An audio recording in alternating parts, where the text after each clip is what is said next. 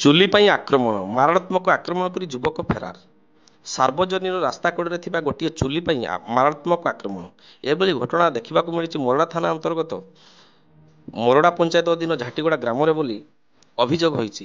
ସୂଚନାଯୋଗ୍ୟ ଯେ ଚାଟ୍ ବିକ୍ରି କରି ପରିବାର ଚଳାଉଥିବା ବ୍ୟକ୍ତି ଦୀର୍ଘ ବର୍ଷ ଧରି ସରକାରୀ ଜାଗାରେ ଚୁଲି କରି ନିଜର ବେପାର କରି ଆସୁଥିଲେ। ତେବେ ଝାଟିଗଡ଼ା ଗ୍ରାମର ଜଗଦୀଶ ବେହେରାଙ୍କ ପୁଅ ଅତିରେନ୍ଦ୍ର ବେହେରା 35ଙ୍କ ସ୍ତ୍ରୀ ଘର ସାମ୍ନାରେ ରାସ୍ତା କଡ଼ରେ ଚୁଲି ଜାଳି ରୋଷେଇ କରୁଥିବା ବେଳେ ପଡ଼ୋଶୀଙ୍କ ପରିବାର ଏହାକୁ ପ୍ରତିବାଦ କରିଥିଲେ। ପ୍ରତିବାଦ କରିବାର କାରଣ ଏହିକି ଯେ ଆମ ଲୁହାବାଡ଼ ନଷ୍ଟ ହୋଇଯାଉଛି। ତେବେ ଗାଁର କୌଣସି ଆଲୋଚନା ଏ ନେଇ କରିନଥିବା ସହିତ ନିକଟସ୍ଥ ଥାନାରେ ମଧ୍ୟ କୌଣସି ଅଭିଯୋଗ ଦୀର୍ଘଦିନ ଧରି ହୋଇନାହିଁ। ତେବେ ଗତକାଲି ପୂର୍ବ ଭଳି ଅତିରେନ୍ଦ୍ର ବେହେରାଙ୍କ ସ୍ତ୍ରୀ ରୋଷେଇ କରୁଥିବା ସମୟରେ ପଡ଼ୋଶୀ ଶୁଭମ କାଶ୍ୟପ ଏହାକୁ ପ୍ରତିବାଦ କରିଥିଲେ। ପରବର୍ତ୍ତୀ ସମୟରେ କଥା କଟାକଟି ହେବାରୁ ଶୁଭମ ରୋଷେଇ ହେଉଥିବା ଚୁଲିରେ ପାଣି ପକାଇଥିଲେ ବୋଲି ଅଭିଯୋଗ ହୋଇଛି।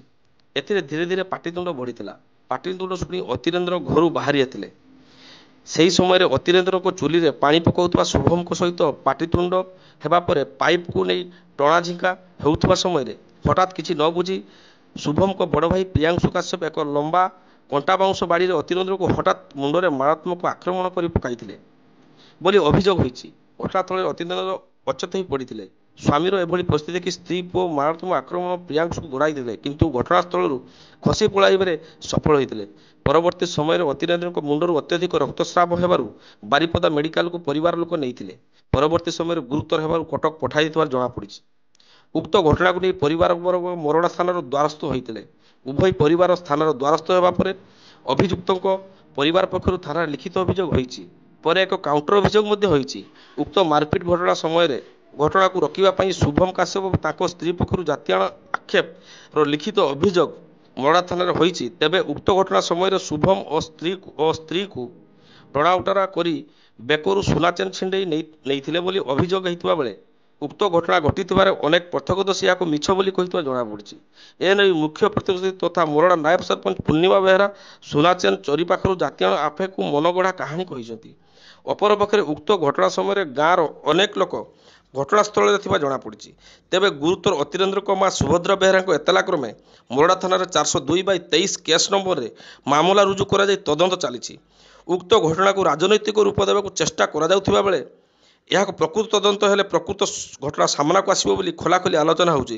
ତେବେ ଏନେଇ କ'ଣ କହୁଛନ୍ତି ମୋରଡ଼ା ନାୟବ ସରପଞ୍ଚ, ଆସନ୍ତୁ ଶୁଣିବା। ଆପଣଙ୍କ ନାମ?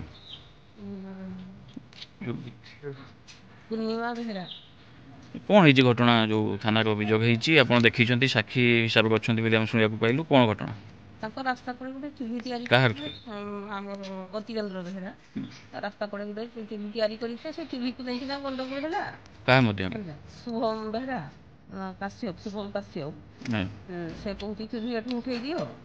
ତାପରେ ଚୁଲି ଏମାନେ କହିଲେ ସରକାରୀ ରାସ୍ତା ପଳେଇ ଅଛି, ଆମେ କାହିଁ ଉଠେଇବୁ ହେଲା, ତୁ ଗାଁରେ ବିଚାର ପଞ୍ଚାୟତଟା ହେଲା। ଏଇ କଥା କହିଲା ବେଳକୁ ସେମାନେ ଯୁକ୍ତିତର୍କ ହେଇତେ ସେ ଭିତରେ ତା ସାନ ମଝିଆ ଭାଇ ଆମର ପ୍ରିୟାଂଶୁ କାଶ୍ୟପ ସେ ଆସିକିନା ତିନି ପାହାର ପିଟିକିନା ସେ ଦୌଡ଼ି ପଳେଇଗଲା। ତାପରେ ତାକୁ ଦୌଡ଼ା ଦୌଡ଼ି କରିକିନା ଧରି ପାରିଲେନି, ସେ ଫେରାର ହେଇଗଲା।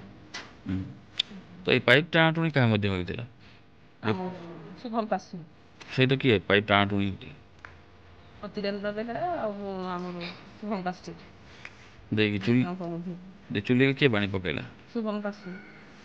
ତାପରେ ଇଏ ମଝିରେ କାହିଁକି ଆସିଲେ, ଯେଉଁ ଅଭିଯୁକ୍ତ ଯିଏ ଅଛନ୍ତି ତାଙ୍କ ଭାଇ?